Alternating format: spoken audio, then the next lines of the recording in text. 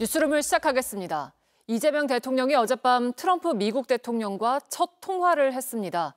이어 오는 15일 캐나다에서 열리는 주요 7개국 정상회의에도 참여하기로 하면서 첫 정상외교 일정도 잡았습니다. 몇 달 동안 멈춰섰던 정상외교에 본격적으로 시동이 걸린 모습입니다. 김재형 기자입니다. 이재명 대통령은 G7 정상회의에 초청받아 참석하기로 했습니다. 대통령실은 이재명 대통령이 오는 15일에서 17일 캐나다에서 열리는 주요 7개국 정상회의에 참석한다고 밝혔습니다. 의장국인 캐나다의 초청에 따른 결정입니다. 이 대통령은 취임 2주도 되지 않은 시점에 주요 선진국 정상들이 모이는 국제 무대에서 공식적인 외교 데뷔전을 치르게 됐습니다. 어젯밤 트럼프 미국 대통령과 취임 뒤 첫 통화를 가진 데 이어 임기 초반 외교에 속도를 내고 있는 겁니다. 특히 이번 G7 정상회의에선 트럼프 대통령과 첫 대면이 이뤄질 가능성이 큽니다. 짧게라도 만남이 성사되면 두 정상은 양국 현안인 관세 문제와 방위비 분담금 문제 등에 대해 큰 틀에서 의견을 나눌 것으로 예상됩니다. 트럼프 대통령이 전날 통화에서 이 대통령의 방미를 제안한 만큼 이 대통령이 G7 정상회의를 전후해 캐나다와 인접한 미국을 직접 방문해 한미 정상회담을 할 가능성도 제기되고 있습니다. 대통령실 관계자는 이에 대해 한국과 미국 정상의 만남은 굉장히 관심사가 많은 영역이고 제대로 준비하고 있다며 방미 가능성을 열어뒀습니다. 구체적으로 밝힐 단계는 아니라면서도 방미를 위한 특사단 파견도 검토 중이라고 밝혔습니다. 이재명 대통령이 외교 무대에 본격적으로 나서면서 계엄과 탄핵 이후 멈춰섰던 정상외교에도 본격 시동이 걸렸다는 분석입니다. JTBC 김재현입니다. 이재명 대통령과 트럼프 미국 대통령이 어제 취임 후 가진 첫 통화는 친근하고 격이 없는 분위기 속에 이루어졌다는 게 대통령실의 설명입니다. 주요 현안인 관세 문제에 대한 언급뿐 아니라 서로의 경험담이나 관심사 등에 대해서도 이야기를 나눴다고 합니다. 강희연 기자입니다. 이재명 대통령과 트럼프 미 대통령은 어젯밤 10시부터 약 20분간 통화했습니다. 이 대통령 취임 사흘째 되던 날 이뤄진 첫 통화입니다. 양 정상은 인사 뒤 한미동맹의 중요성을 언급했고 시급한 과제인 관세 문제를 해결하자는 데 의견을 모았습니다. 두 대통령은 한미 간 관세 협의와 관련 양국이 만족할 수 있는 합의가 조속히 이루어지도록 노력해 가기로 했습니다. 이를 위해 양 정상은 실무 협상에서 가시적 결과를 얻도록 독려해 나가기로 했습니다. 이날 통화에서 우리 측은 위성락 국가안보실장과 강유정 대변인, 외교부 북미국장이 배석한 걸로 전해집니다. 대통령실은 두 정상 간 통화가 친근하고 격이 없는 분위기 속에서 이루어졌다고 강조했습니다. 두 대통령은 마가가 새겨진 빨간 모자를 지인에게 선물 받은 일화도 소개하고 서로의 정치 여정, 골프 실력 등을 이야기 나누며 친밀한 분위기를 형성했습니다. 특히 양 정상이 서로가 겪은 암살 위협과 정치적 어려움에 대해 의견을 나눴다고도 밝혔습니다. 대통령실 관계자는 두 분 다 암살 위협을 경험했었던 경우를 이야기하면서 동병상련처럼 고충을 나누는 장면들이 있었다고 덧붙였습니다. 또 각자의 골프 실력을 소개하면서 가능한 시간에 라운딩을 갖기로 했다고도 했습니다.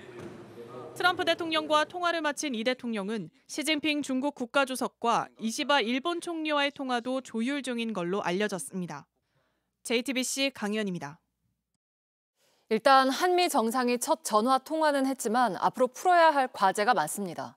트럼프 정부와 시한이 한 달가량 남은 관세 협상을 진행하는 동시에 한국 정부가 친중 기조 아니냐 하는 미국의 경계심도 뛰어넘어야 합니다. 공다솜 기자입니다. 트럼프 대통령은 이재명 대통령과의 첫 전화통화에서 구체적인 청구서를 내밀진 않았습니다.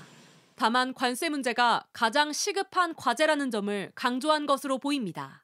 최근까지도 트럼프 행정부는 알루미늄과 철강에 매겨지는 관세를 배로 올리는 등 압박의 수위를 높여왔습니다.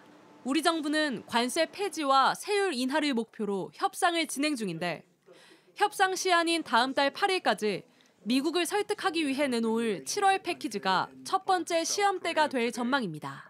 미국이 요구한 대로 대미무역 흑자를 줄이고 비관세 장벽을 없애는 방안 등이 담길 것으로 보입니다. 다만 이 대통령이 후보 시절 관세 협상을 서두르지 않겠다는 입장을 보인 만큼 미국도 요구하는 게 많겠지만 그걸 반드시 100% 관철하겠다는 것은 아닐 것입니다.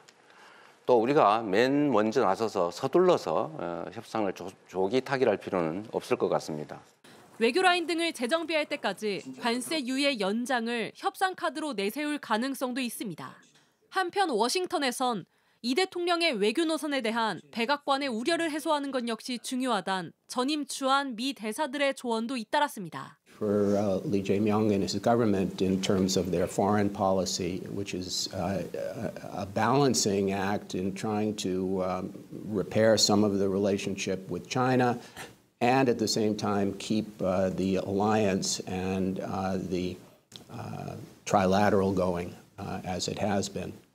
해리 해리스 전 주한미국 대사도 군사적 공세를 강화하는 중국과 대만 문제 등을 이재명 대외정책 과제로 꼽으며 이재명 정부의 대중관계가 실용주의 외교의 시험대가 될 것이라고 전망했습니다.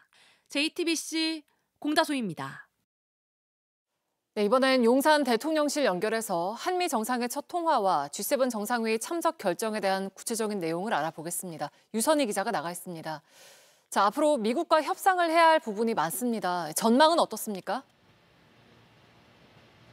네, 트럼프 대통령 격식을 많이 깨는 것으로 유명하죠. 그렇기 때문에 첫 통화부터 이렇게 청구서를 내미는 거 아니냐 이런 우려도 있었는데 그렇게는 진행되지 않았습니다. 다만 12.3 내란 사태 이후에 지난 6개월 동안 한미 정상 간의 외교가 사실상 아예 끊겨 있었기 때문에 지금 한미 정상 앞에 놓인 과제가 상당히 많은 것도 사실입니다. 우선 상호 관세 유예가 이제 한 달 정도밖에 남지 않았기 때문에 관세 협상에 지금 당장 들어가야 되는 상황이고요. 최근 미국이 이제 세계적으로 그 미군 재배치에 들어간 상황에서 방위비 분담금 협상도 이제 재개가 될 것으로 보입니다. 과거 북미 회담 경험이 있는 트럼프 대통령이 북미 회담에 나설 수도 있는데 이 과정에서 우리가 어떻게 어느 정도 역할을 할 수 있는가 이런 부분도 이제 논의가 돼야 될 것으로 보입니다.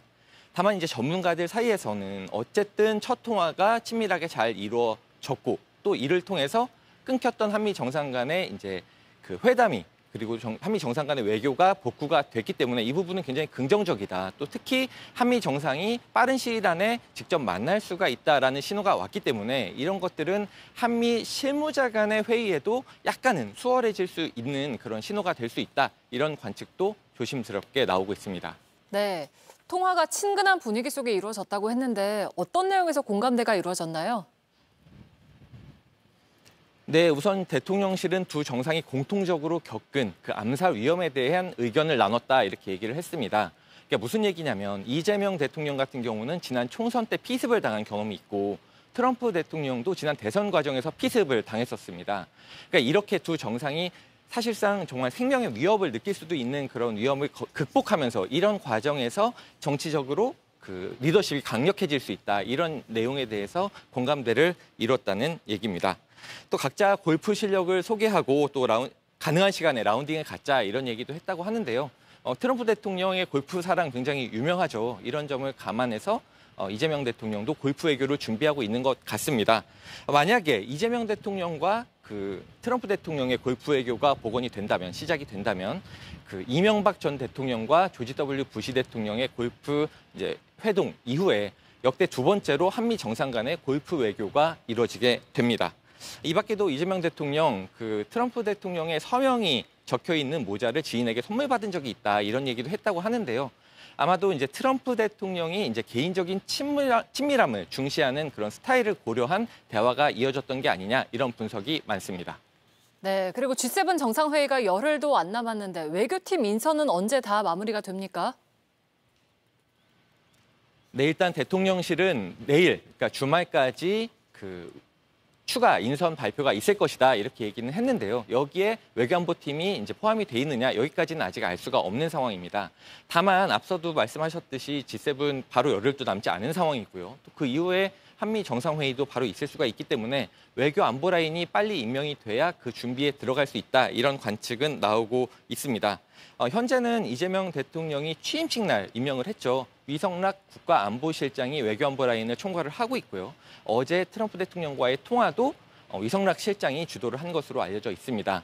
다만 G7 이후에도 뭐 나토 회의도 참석을 할 수가 있고요. 또 다자, 양자 회의들이 줄줄이 남아있기 때문에 그 위성락 실장이 그것을 혼자서 계속할 수는 없고 외교 안보 라인에 대한 인선이 빠르게 이루어질 수 있다, 이런 관측이 나오고 있습니다.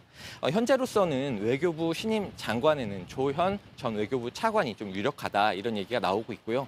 그리고 외교안보 특보에 김현종 전 국가안보실 2차장이 유력하다, 이렇게 거론이 되고 있습니다.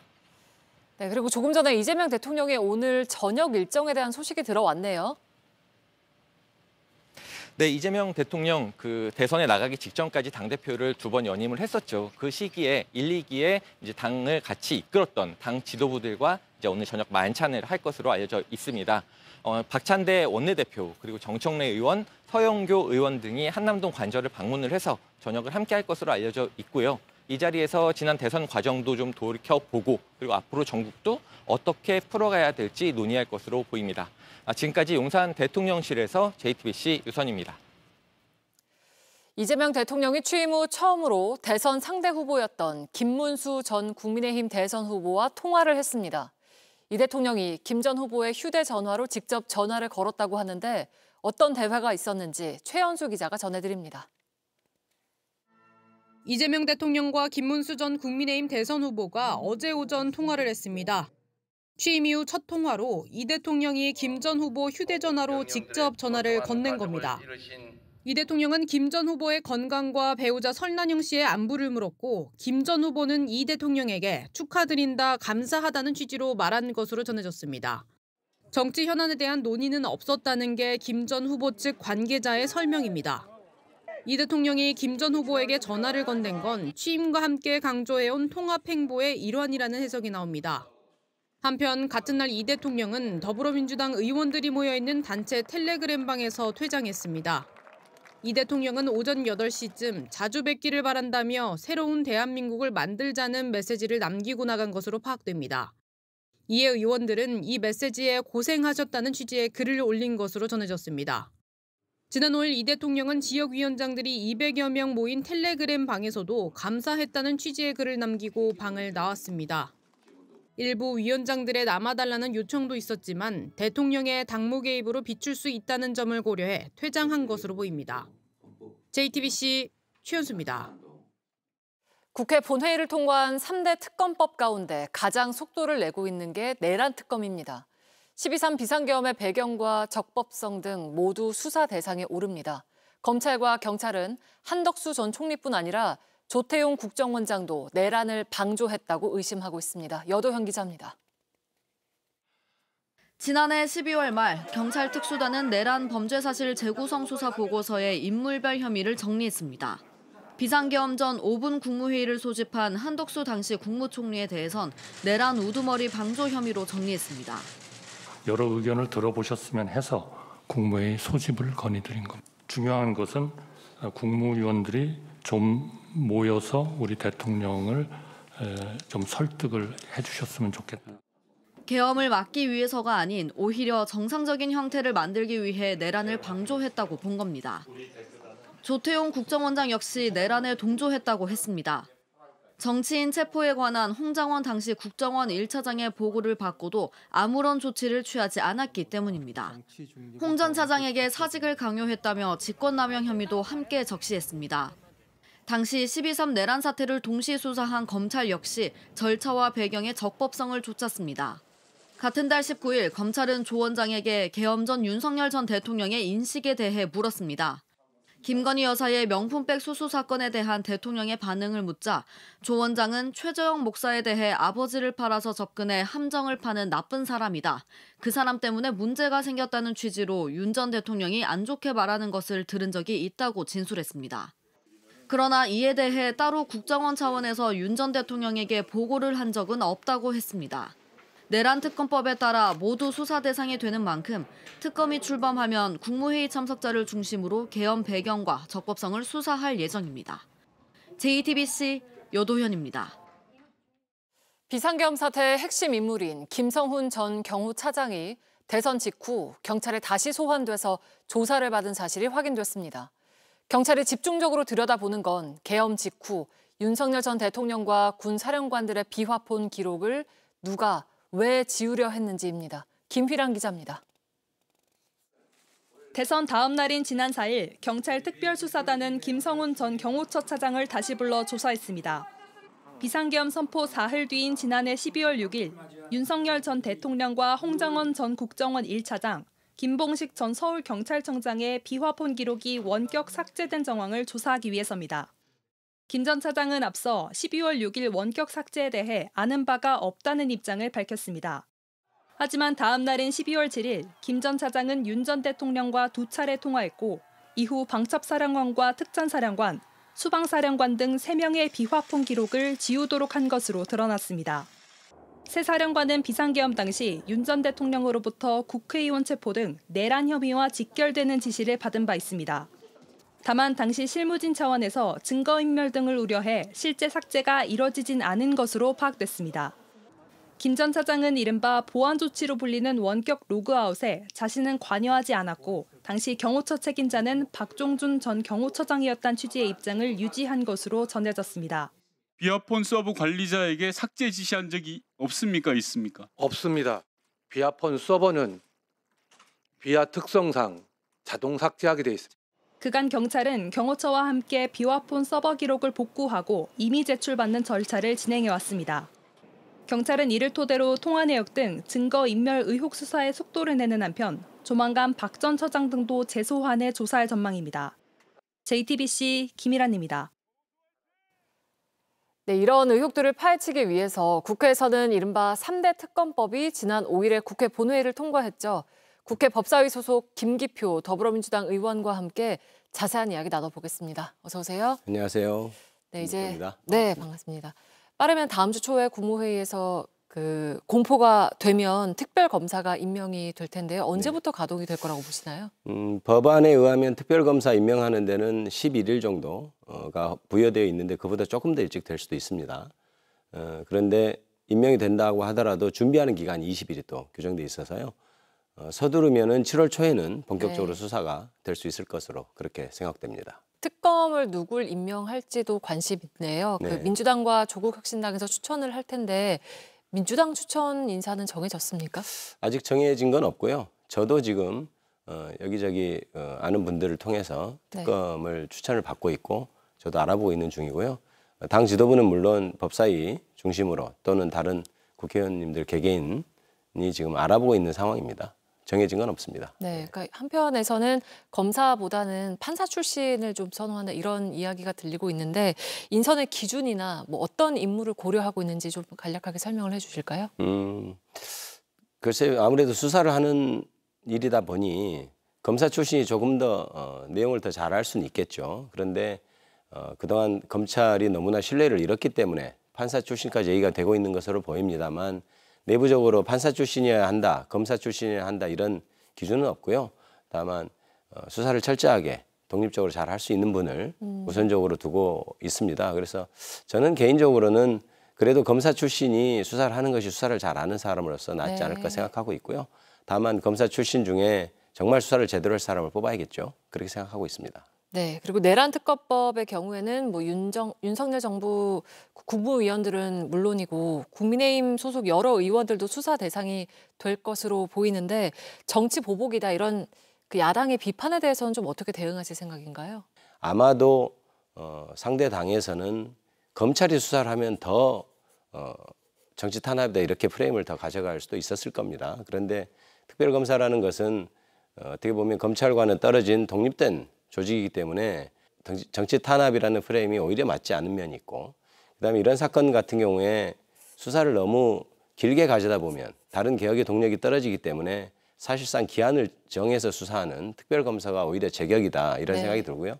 또 한 가지는 저번에 내란 사태 때 불거졌던 수사권의 문제에도 해결할 수 있는 방안이기 때문에 당연히 특별검사로 하는 것이 맞고 또한 군사적인 것까지 다 해야 되지 않습니까? 그러면은 하나로 모아서 권한을 부여한 그런 조직이 필요하기 때문에 그거는 당연히 특별검사로 가는 것이 맞는 것입니다. 네, 그리고 인사 관련해서 그 특수통 검사장 출신인 오광수 변호사가 민정수석으로 지금 유력하게 거론이 되고 있는데요. 그 여당의 차기 원내대표 선거에 출마하겠다고 한 서영교 의원 같은 경우에도 우려를 표하기도 했고 검사 출신으로 보시기에는 좀 어떻게 생각하고 계실까요? 저는 검사 출신의 민정수석 그다음에 비검사 출신의 민정수석 다 일장일단이 있다고 생각을 합니다.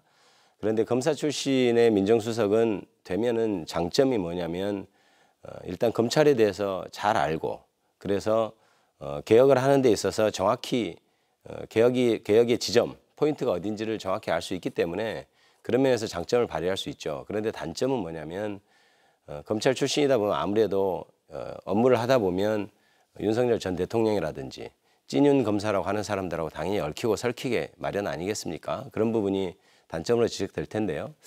저는 이 사람이 검사 출신이다, 그다음에 특수통이다 뭐 이런 것을 가지고 된다 안 된다를 얘기하는 것은 조금 맞지 않다. 네, 그리고 대법관 증언 문제를 놓고도 공방이 이어지고 있는데요. 네. 이재명 대통령은 조금 속도 조절을 지시를 하면서 숙려 기간을 더 가질 것으로 알려지긴 했는데 앞으로 어떤 방향으로 좀 진행이 돼야 한다고 보실까요? 대법관 증언의 문제는 상대 당이나 반대하는 쪽에서는 이게 갑자기 대법원에 대해서 혹은 사법부에 대해서 공격하기 위한 것으로 한 것처럼 그렇게 흑색선전에 가까운 얘기를 하고 있는데 사실은 그렇지 않습니다. 이 대법관 증언의 문제는 그동안 국민들이 대법원에 내 사건을 상고해 놨는데도 재판이 되지도 않고 제대로 되지도 않고 그런 문제점이 있었기 때문에 이 논의는 벌써 20-30년 된 논의거든요. 네. 그것이 근데 그동안 개혁이 되지 않은 상황이었기 때문에 이번에 하려는 것이고 그래서 반드시 필요한 문제다. 이건 그렇게 생각하고요. 다만 이 대법관 증언이라는 문제는 사법부 전체 체계에 있어서의 어떤 부분을 흔드는 문제이기 때문에 그 부분에 있어서 얘기를 좀 더 들어보고 혹시나 다른 부작용이 없는지 다시 한번 돌다리를 두드려보는 심정으로 하자는 것이지 안 하겠다거나 대법관 증언을 뭐 한두 명 하고 말자겠다거나 그런 건 아니고 다만 그렇게 될 겁니다. 그래서 대법관 증언은 잘 될 것 같고요. 저는 제 개인적으로는 최소한 30명 무조건 돼야 된다 이런 입장을 가지고 있습니다.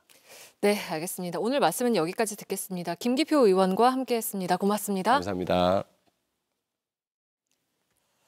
네, 지난 1년 동안 남북은 서로에게 확성기를 틀었습니다. 두 확성기 사이에서 힘들어했던 접경 지역 주민들은 앞으로는 밤마다 편안하고 조용하면 좋겠다면서 새 대통령에 대한 바람을 이야기했습니다. 김민관 기자가 다녀왔습니다. 남북 간 극단적인 대치 속에 가장 고통받는 건 접경 지역 주민들입니다.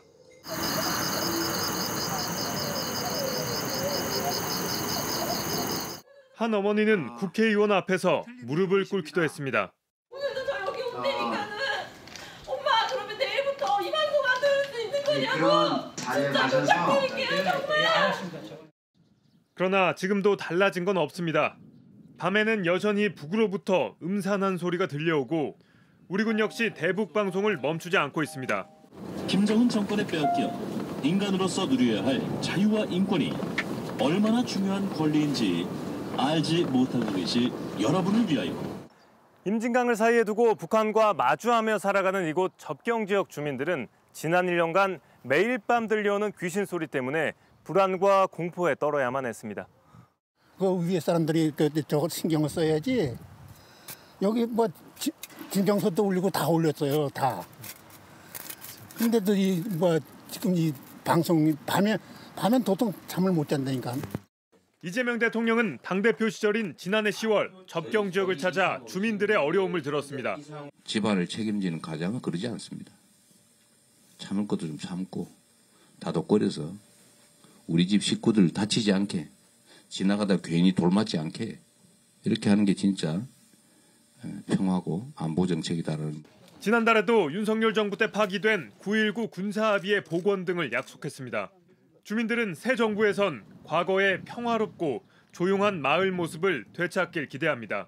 무서움도 좀 덜하고 하여튼 대통령님이 좀 편하게 국민들한테 하여튼 좀 이제 뭐 잘하시겠죠 뭐. 국방부 관계자는 기존 지침대로 대북 방송을 진행하고 있다면서도 새로운 지침이 내려오면 곧바로 이행이 가능하다고 밝혔습니다. JTBC 김민관입니다. 경남 거제시의 한 상가로 차가 돌진해서 10대 1명이 숨지고 2명이 다쳤습니다. 또 부산과 김포에서는 시민이 물에 빠졌다가 모두 구조됐습니다. 사건 사고 소식 연지환 기자입니다.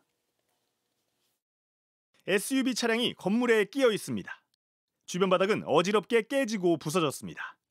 어젯밤 11시 13분 경남 거제시 한 교차로에서 좌회전하려던 SUV 차량이 갑자기 인도를 넘어 상가로 돌진했습니다. 길을 건너던 10대 한 명은 크게 다쳐 병원으로 옮겨졌지만 끝내 숨졌습니다. 앞에 가고 있는 오토바이를 추돌했거든요. 1차 충격하고 그 여파로 인해가지고 인도로 올라가게 됐거든요. 차량 운전자 A씨는 음주 상태는 아닌 걸로 파악되는데 경찰은 A씨를 상대로 자세한 사고 경위를 조사 중입니다. 해경 구조대가 물에 빠진 남성 쪽으로 접근합니다. 남성이 튜브를 잡자 대원들이 로프를 당깁니다. 자, 익수자 레스큐 튜브 잡았음. 연안 구조정으로 인용 중했음. 오늘 새벽 6시 20분쯤 부산 중구의 연안 여객터미널 안쪽 바다에 한 남성이 빠졌습니다. 남성을 발견한 구두 작업자의 신고로 해경이 출동했고 다친 곳 없이 구조됐습니다. 어두운 시각 소방구조대가 보트 위에서 분주히 움직입니다. 어제 저녁 8시쯤 경기 김포시에서도 수상사고가 났습니다. 행주대교와 김포대교 사이에서 제트스키가 떠내려가고 있다는 신고를 받고 구조대가 출동한 겁니다. 고무보트로 접근한 구조대는 신고 접수 약 1시간 만에 제트스키에 타고 있던 시민을 구조했습니다. 서울에선 화재가 있었습니다. 불꽃이 솟구치는 베란다, 서울 오금동의 한 아파트입니다. 오늘 오전 9시쯤 난 불은 약 1시간 15분 뒤 꺼졌고 그 사이 주민들 40여 명은 대피했습니다. JTBC 연지환입니다. 네, 오늘 경북 구미의 낮 기온이 33.9도까지 올랐습니다. 내일도 오늘만큼 덥겠고 더위는 다음 주 중반까지 이어질 거란 예보입니다. 윤주열 기자입니다. 찬 음료와 양산, 손 선풍기까지 동원해보지만 더위를 쫓기엔 역부족입니다. 여름이 온 것 같은 더위에 살수차까지 동원됐습니다.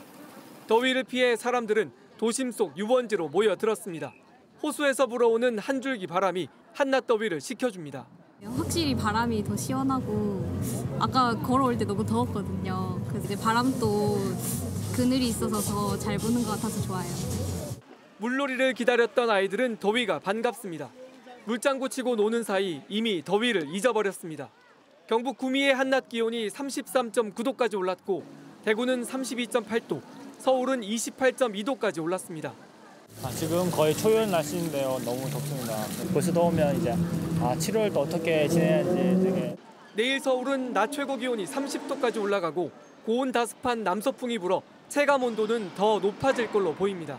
내일도 오늘과 비슷하거나 조금 높아 덥겠습니다. 내일 오후부터 저녁 사이 충청권 내륙과 전북 동부, 일부 경상권 내륙을 중심으로 소나기가 내리는 곳이 있겠습니다. 기상청은 다음 주 중반까지 30도를 넘나드는 때이른 더위가 이어지겠고 화요일부터 제주에 비가 오기 시작해 목요일엔 남부지방에도 비가 내릴 것으로 내다봤습니다. JTBC 윤두열입니다. 트럼프 대통령에게 배은망덕하다고 했던 머스크 테슬라 CEO가 화해의 손길을 내밀었습니다. 하지만 트럼프 대통령은 대화할 생각조차 없다며 등을 돌렸고 이에 머스크도 다시 날을 세우면서 신경전이 이어졌습니다. 로스앤젤레스에서 홍지은 특파원입니다. 연방정부 구조조정을 단행하며 문매를 맞았던 머스크. 그를 감싼 건 트럼프 대통령이었습니다. We catch anybody doing it because they're harming a great American company. 직접 새 차까지 뽑으며 전폭적인 신뢰도 드러냈습니다. Everything's computer. That's beautiful. Wow. 그런데 불과 석 달 만에 상황은 급 반전됐습니다. 머스크가 트럼프를 배은망덕하고 무능한 대통령이라며 탄핵까지 거론하자 트럼프 대통령은 가차없이 등을 돌렸습니다. 머스크가 내민 화해의 손길도 단칼에 거절했습니다. 테슬라 차량까지 되팔 수 있다는 말도 나왔습니다. 이제는 머스크의 돈줄까지 조이고 있습니다. A lot of subsidy, so we'll take a look at that. Only if it's fair. Only if it's fair for him and for the country. 자신을 공격한 게 약물에 영향일 수 있다는 말도 한 것으로 전해졌습니다. 그러자 머스크는 새로운 정당이 필요하다며 또 맞불을 놨습니다. 정치권도 당혹감을 감추지 못하고 있습니다. 백악관 참모들이 화해 통화를 추진했지만 무산됐고 공화당 내에서도 큰손 머스크의 행보에 촉각을 곤두세웠습니다. 한때 두 사람의 갈등이 진정된다는 소식에 폭락했던 테슬라 주가는 3% 넘게 반등했습니다. 하지만 갈등의 골이 깊어질 대로 깊어진 상황. 언제 다시 터질지 모르는 두 사람의 신경전에 시장까지 바짝 긴장한 모습입니다. 로스앤젤레스에서 JTBC 홍지은입니다. 미국 하와이에는 진주만 기념관이 있습니다. 그런데 일본 공습에 희생된 미국인들을 추모하는 이곳조차 동해를 일본해라고 표기한 지도가 걸려 있습니다. 국제사회를 상대로 동해 표기의 필요성을 더 적극적으로 설득해야 한다는 지적입니다. 전영희 기자입니다. 하와이 호놀룰루에 있는 진주만 국립기념관입니다. 1941년 12월 진주만 습격에 희생된 미국인 2,400여 명을 추모하는 기념관인데 한 해 방문객만 200만 명이 넘습니다. 그런데 기념관에 걸린 지도에 동해를 일본해로 표기한 점이 눈에 띕니다. 일제 침략을 고발하는 기념관에 일본의 시선이 담긴 지명이 쓰인 겁니다. 국제수로기구 IHO는 일제강점기이던 1929년 일본해로 적은 바다지도를 만든 뒤 이 표기를 유지했습니다. 일본이 동해를 일본해라고 주장해온 근거입니다. 우리 정부는 1990년대부터 국제사회에 반대 의견을 냈고 일본해만 표기된 것을 파악할 경우 동해와 일본해를 함께 써달라고 요청해봤습니다. 하지만 미국은 하나의 지명만 쓴다는 입장에 따라 일본해만 표기하고 있습니다. 외교부는 수년 전 진주만 기념관에 우리 요청을 전달했지만 기념관 측은 미국 정부의 정책을 따른다는 입장이라고 밝혔습니다. A term dating back to Japan's imperial expansion can seem inconsistent at a memorial commemorating resistance to that aggression. For many Koreans, their reaction is part of a broader movement to challenge lingering symbols of that era and reclaim their place in shaping history. 지난 2020년 IHO 총회에선 앞으로 바다지도를 만들 때 동해와 일본해 같은 지명 대신 고유번호를 붙이는 새로운 표준을 개발하기로 합의했습니다. 이제 일본해라고 쓸 근거는 사라지지만 강제성이 있는 결정은 아닙니다. 우리 정부가 국제기구나 각국 정부, 지도 만드는 회사 등을 상대로 꾸준히 동해 표기를 설득해야 하는 이유입니다. 외교부는 내년 IHO 총회에서 새로운 표준이 공식 채택되도록 노력할 것이라고 밝혔습니다. JTBC 전영입니다. 어두운 밤 섬광이 일고 날이 밝도록 화염이 치솟습니다. 현지 시간 6일 러시아군은 우크라이나 전역에 드론 타격과 함께 미사일 수십 발을 퍼부었습니다. 닷새 전 러시아 공군 기지가 우크라이나 군 드론의 기습 공격을 당하자 보복에 나선 겁니다. 이런 전쟁이 아이들 싸움 같다는 트럼프 미국 대통령 발언에 젤렌스키 우크라이나 대통령은 반발하면서 푸틴 러시아 대통령은 어린이를 죽이려고 놀이터에 온 살인자라고 날을 세웠습니다. 네, 뉴스룸 마치겠습니다. 고맙습니다.